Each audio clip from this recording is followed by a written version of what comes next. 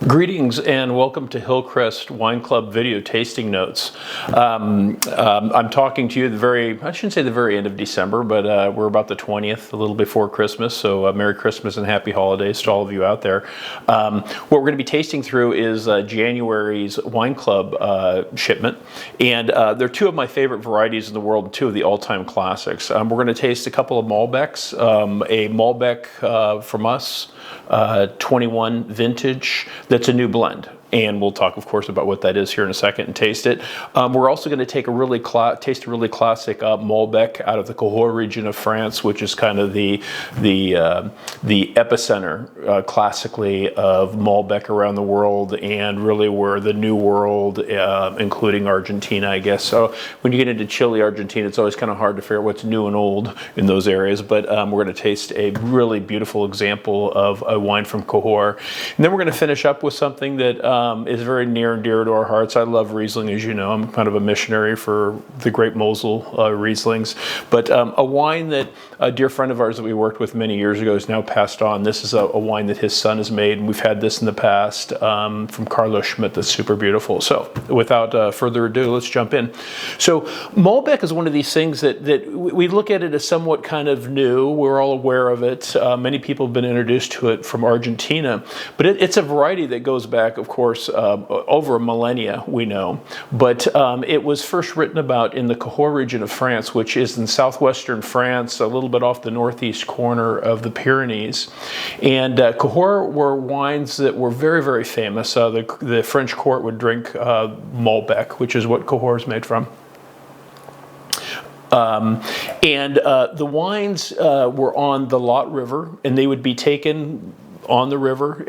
Once again, wine trade was super significant, the way oil's traded today and shipped around the world. So, you know, how many tons a ship carries, metric tons, that's 1,000-liter wine barrel. Ships are still measured this way.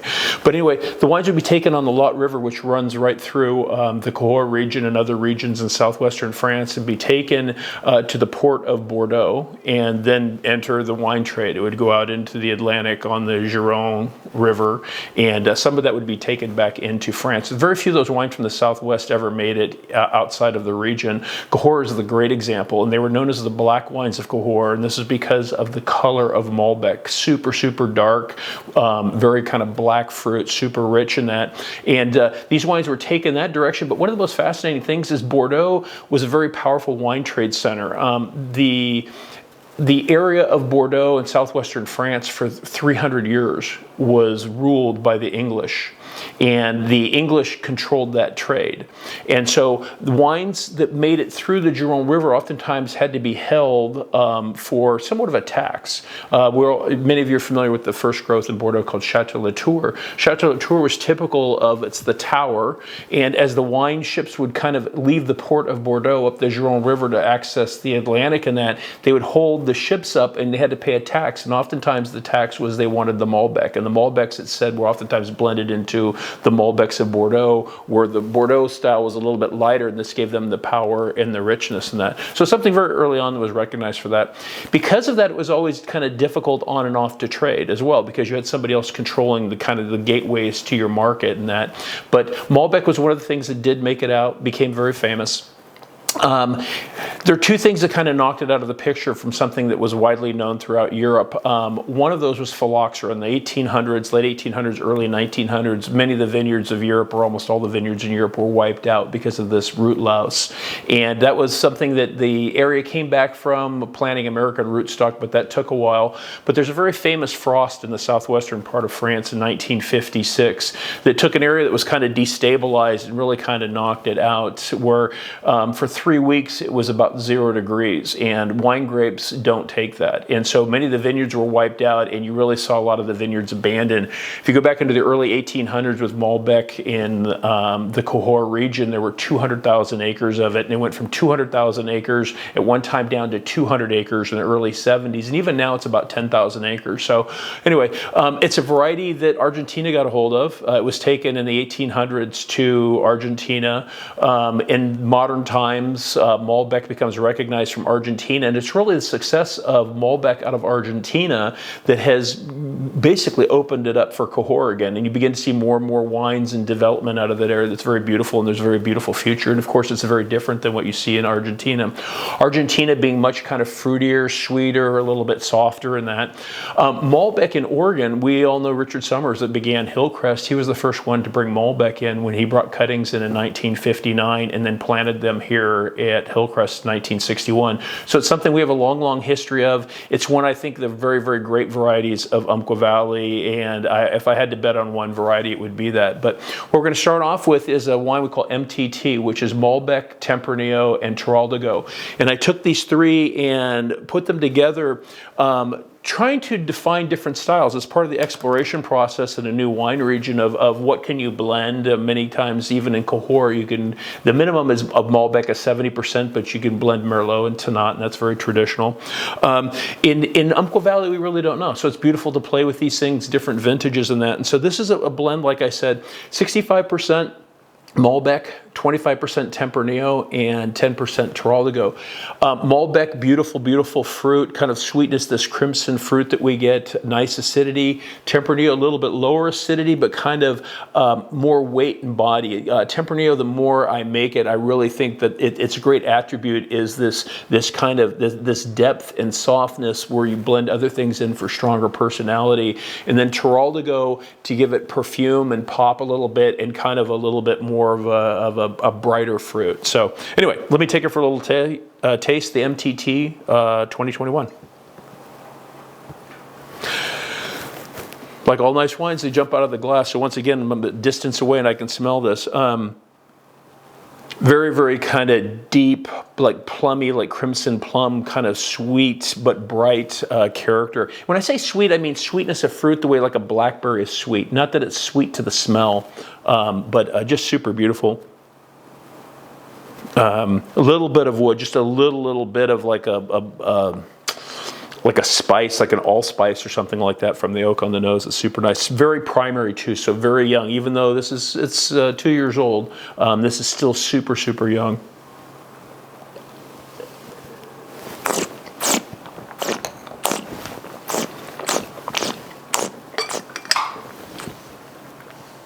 Nice structure, nice acid, nice tannins, very, very classic.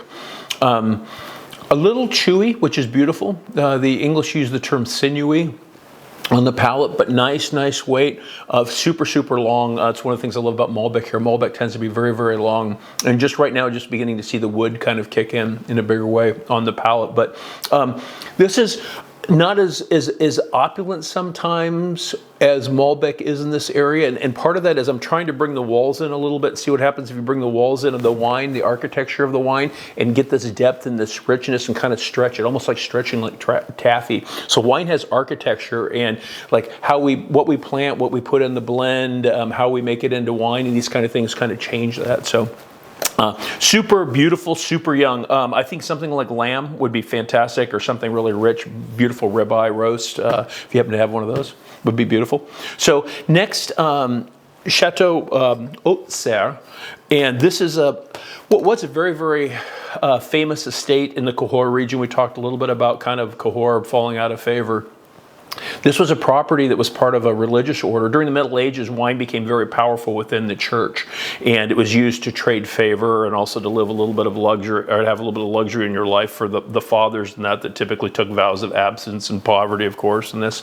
But this was a very large estate, about a 2,500 acre estate that kind of was abandoned after the phylloxera epidemic and was only replanted again in the 1970s by a family from outside the area.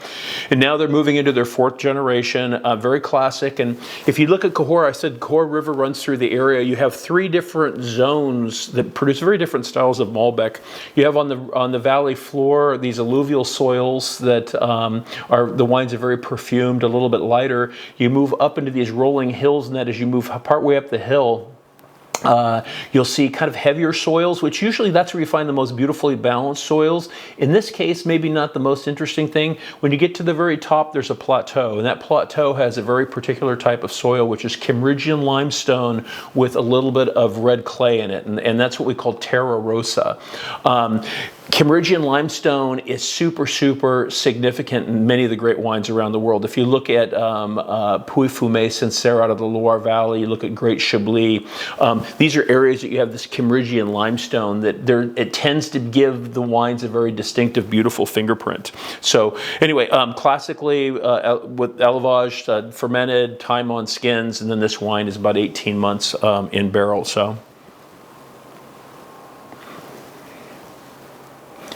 Shows a little bit more age, so 21 on ours, the vintage. This is 2018, so this wine has, we're moving on 5 years basically, and plus. The wine shows that kind of softness that age gives you a little bit. You get beautiful fruit, but you're beginning to see a little bit of bouquet. So aromas are the way the wines smell the day you put them in the bottle, which is here. Bouquet are the smells that develop with time. This has a little bit of that bouquet. It's beginning to shift that way. Much kind of softer in the nose, so it tends to roll out like fog instead of jumping out of the glass, as the case with the first wine. Black fruit again with a little bit of almost like a little red fruit character at the end, almost like a very, very ripe kind of raspberry kind of character.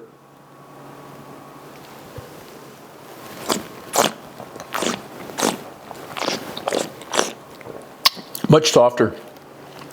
When I talk about wines, when they're young, oftentimes they're like a flower. I use that analogy of like a rosebud, and that's going to play into the next wine too. I didn't think about that, but you get this kind of, when the wines are young, they're kind of tight like a rosebud, and they begin to open up after time. This is beautiful. This is about 2/3 of the way open. Actually, a little bit softer than I think of with Cahors. Cahors is an area it took me many years to get into in terms of visiting, and finally we started going there about 7 or 8 years ago. And it's an interesting area. A lot of the wines that we tasted in different wineries were not that interesting, and then there were a handful of wineries that, like, wow, I see that. A lot of those wines were $75, $150 a bottle, so it's been hard to work one of those in. This wine is super beautiful, especially at this price point. Very soft, but the 2018 vintage is a moderate vintage, so it's not a warm vintage, but it tastes almost like a warm vintage. It's just much more kind of soft and round. Not as much structure as I would typically expect in Cahors, but super beautiful. So this is part of the personality, I would guess, of this property. So anyway, super beautiful. I hope you enjoy that. That taste, that you can drink that by itself as well as with a little bit of food. To finish up with, the Germans have classically been famous for sweet wines, off-dry wines, we might say, in the New World. And they began making Trocken wines or dry wines kind of about the time Chardonnay became very, very popular in America. And that's, they ran up against that, and everybody said, well, dry wines is what we want to drink. We're not interested in Riesling. Most of the wineries in Germany did make dry wines, and some wineries make almost exclusively dry wines, or what they say Trocken. So this is a classic vineyard, very famous old vineyard, Neumagen Rosengarten, which Neumagen is the name of the village, a very, very famous winemaking village that was known in Roman times for trading wines in the river. Tributary. And then Rosengarten is rose garden, and Riesling oftentimes smells a little bit like floral as we get into the rose component. And there's actually a component that gives roses their smells that happens to be in Riesling. So anyway, so this is a dry version, 2020 vintage. This has a little bit of time on it, tends to be softer. Dry wines from Germany tend to open up a lot earlier than the higher acid, slightly sweet style. Those tend to be kind of longer lived wines in this. But one of the vintages from this beautiful young guy, Carlos Schmidt, who we see every time we're there, and he's kind of a ball of energy, but he's very much following in his father's footsteps, who was very famous and very great winemaker that Susan and I worked for in '87, and he worked for us in '86 in Napa Valley and different things. So anyway.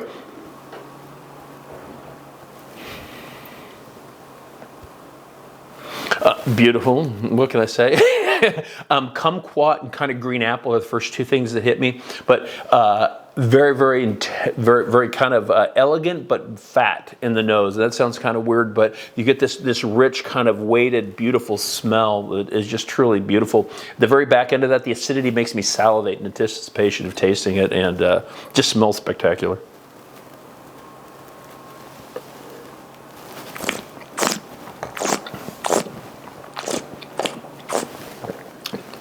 Nice brown.